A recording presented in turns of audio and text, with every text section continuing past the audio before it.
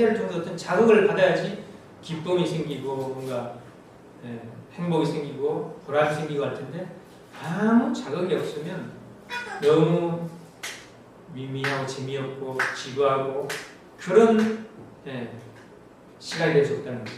그랬을 때 어떤 자극을 통해 기쁨을 느끼기 위해서 우리 인간을 창조하셨다 하는데, 그래서 창조하실 때는 그냥 창조하신 게 아니고 당신의 형상을 쏙 빼닮은 세상에 단 하나뿐인 남자와 여자를 온 정성을 다해서 자녀로 창조하셨다는 것입니다. 슬픔은 나누면 반이 되고 기쁨은 나누면 배가 된다는 말이 있는데요. 사실 슬픔보다 기쁨이 오히려 나누기가 어려울 때가 있습니다.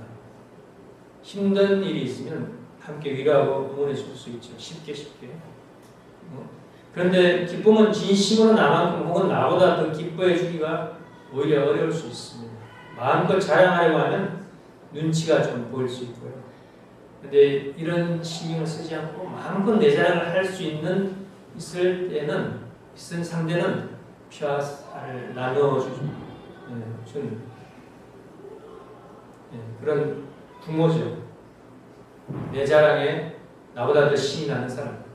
뱃속에 있을 때는 피와 살을 나눠주더니 태어나서는 자기 것을 기꺼이 먼저 내어주는 사람. 타락한 세상에서 가장 하나님의 사랑에 가까운 사랑을 보여주는 사람. 누굽니까? 바로 부모죠. 그죠? 부모입니다. 왜냐? 하나님이 바로 부모이시기 때문입니다. 하나님이 우리 인류의 부모이시기 때문에 그런 부모되는 하나님으로부터 우리는 그 성품을 물려받았기 때문입니다.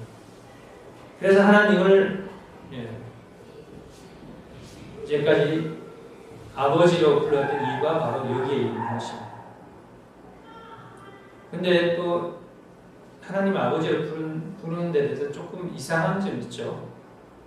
하나님과 인간이 부모와 자녀의 관계라면 왜 그동안 하나님 아버지라고만 불렀을까요? 하나님 정말 아버지로만 존재할까요? 최초의 인류로부터 지금까지 자녀는 어떻게 잉태되고 탄생했습니까? 누구 뱃속에서? 아버지 뱃속이 아니죠. 어머니 뱃속이죠. 생명이 탄생하기 위해서 아버지와 어머니 모두의 사랑이 필요하지만 잉태와 출산은 어머니로부터 이루어집니다. 뱃속에서 10달 동안은 오롯이 어머니로부터 필요한 양분을 공급받지 않습니까? 그리고 출산의 고통은 아기와 어머니 모두에게 흔히 죽음에 가까운 고통을 비유되기도 합니다. 사실 아이를 애기도 힘들죠. 애기가 그 뇌가 아주 이렇게 이쪽으로 들어가지고 이렇게 나오지 않습니까? 머리가 이렇게.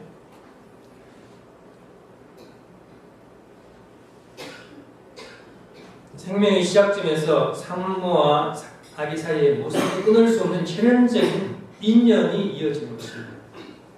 품에 안고 젖을 먹이는 것도 엄마고, 그래서 자녀를 키우면서 자식과 더 가까운 관계를 맺는 쪽도 어머니인 경우가 많습니다. 이러한 어머니의 수고는 태초에 이 세상을 창조하신 하나님의 여성적인 성품을 닮은 것입니다. 이렇듯 하나님은 남성적인 성품을 갖추신 하늘 아버지인 동시에 여성적인 성품을 가지신 하늘 어머니이시기도 한 것입니다. 이러한 하나님의 남성성이 실제로 나타나는 것이 우리 남자이고 여성성이 실제로 나타나는 것이 우리 여자인 것입니다.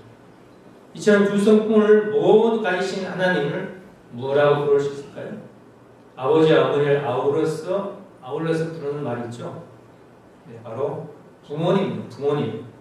그래서 우리는 이처럼 두 성품을 모두 가진 하나님을 하늘 부모님, 영어로는 Heavenly Parent라고 합니다.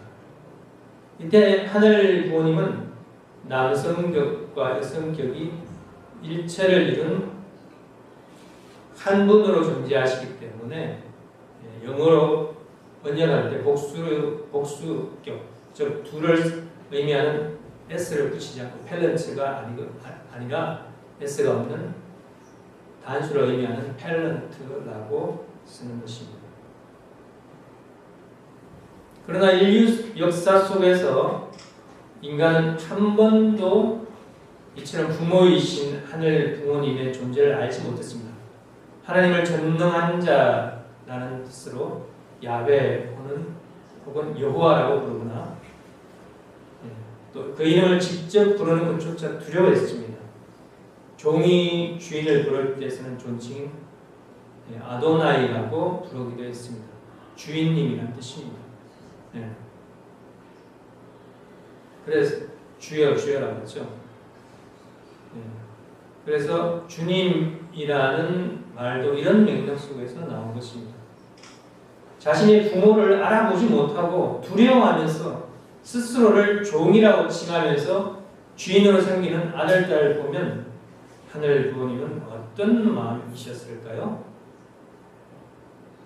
예수님 때 이르렀어야 드디어 인간은 하나님의 자녀임을 알게 되었지만 그 역시 하나님을 아버지로만 이해하였기 때문에 하나님은 여전히 반쪽 하나님으로 남을 수밖에 없었습니다.